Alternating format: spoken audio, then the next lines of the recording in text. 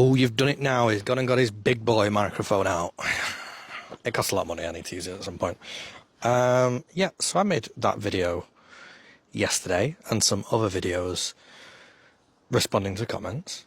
And I wanted to maybe do a bit of research and talk on it further.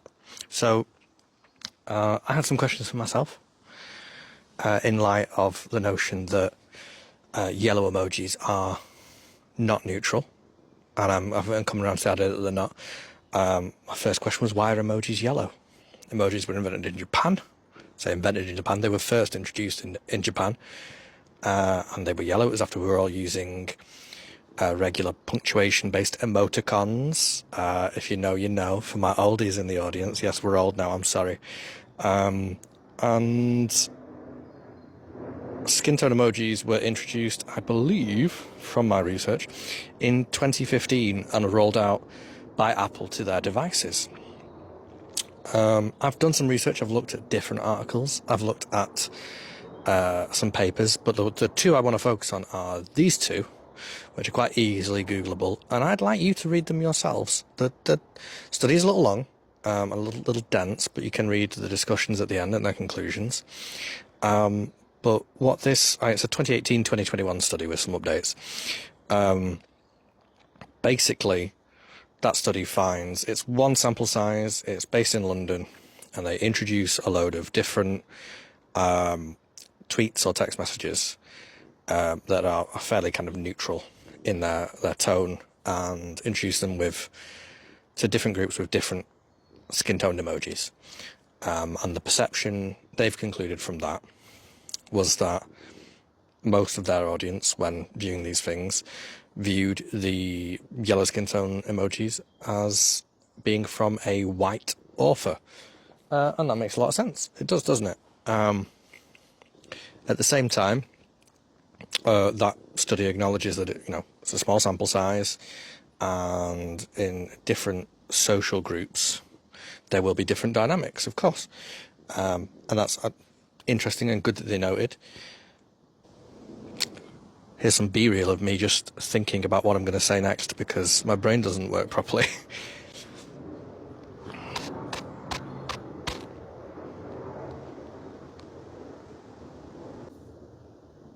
That's it. Yes, they also mention racial technology bias, which is a thing that happens in the internet and technology in general, because a lot of times products or features are made for a largely white audience. It doesn't take into consideration the lived experiences of people of colour. So, of course, there are biases in the technology. One of the most popular and known ones will be racial biases in things like AI. When you ask them to generate images, they'll generally most be of white people.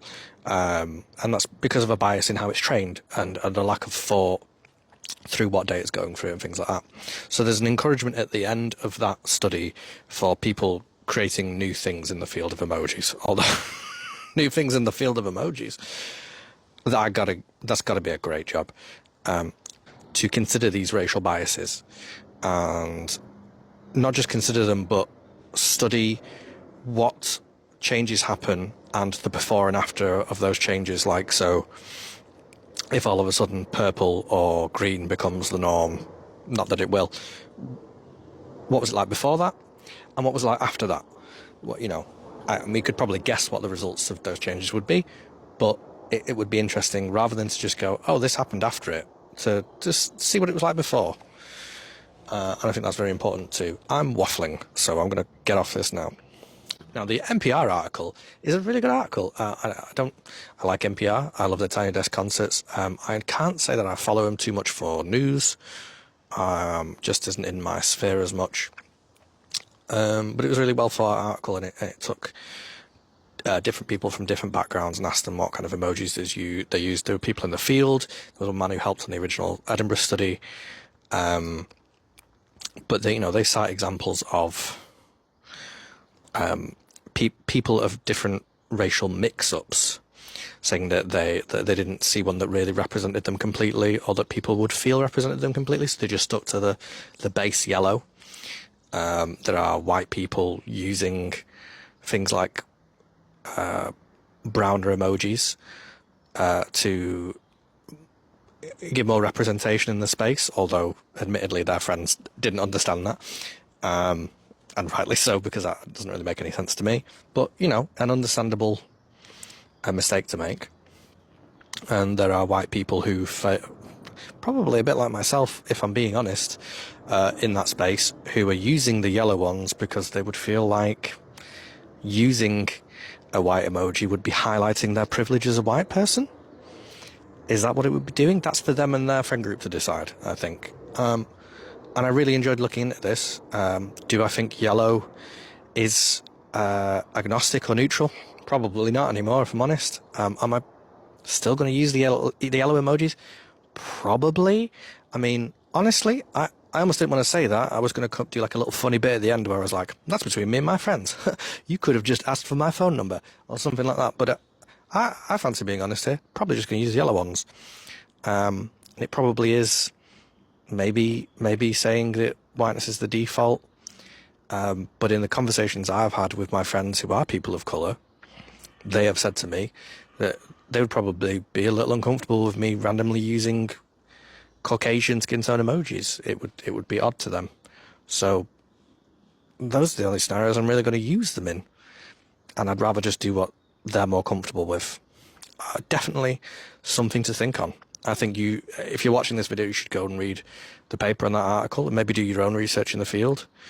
Maybe have discussions with your friends, especially your friends who are people of colour, and see what would make them more comfortable and comfortable. Probably I am less likely to use emojis in general now in a non-personal setting. I don't think that really hampers me in any way. I think maybe this was the first time I've actually used emojis in a public video. And I think that most of the emojis I do use, I'm just going to flash my most recents up here. I don't know why the camel's there. No, I do know why the camel's there. It's the same reason that the wind emoji is there. It's because I like to make emojis of animals fart. I think that's hilarious, but that's got nothing to do with this. Anyway, these are my most recent ones. I don't actually use the ones with options that much. There's the thumbs up occasionally. But it's generally just laughy faces and other stuff like that, and they don't have an option on them. So if I do feel the need to use one of those, this whole thing is going to make me stop and think about what I'm going to use it as, and that is something. But they are also the ones I use the least. Yeah, it is interesting. But one more note I want to make is that the people I was talking about in that original jokey TikTok look like this. And those are the kind of people I'm talking about. I wish I knew more people who might be trying to decenter whiteness as a norm. But I don't, unfortunately. I'm quite lonely. No, I just don't. I don't move in those circles. I kind of wish I did, but I don't. And like I said, the people who I do know who this would affect have given me their opinion and their preference in my communications with them, and that's what I'm going to go by for it. I think this was a really important chat. I'm glad you were here for it. And I'm really grateful for all the input people gave me. But I genuinely do think everyone should be talking to their own friendship groups about it, coming to a decision as a group, making similar decisions for themselves if they're using emojis in public settings, I guess. Or maybe just, I don't know, not using emojis. Who knows? That is ultimately for you to decide. I hope this microphone worked. It was expensive. Catch you later.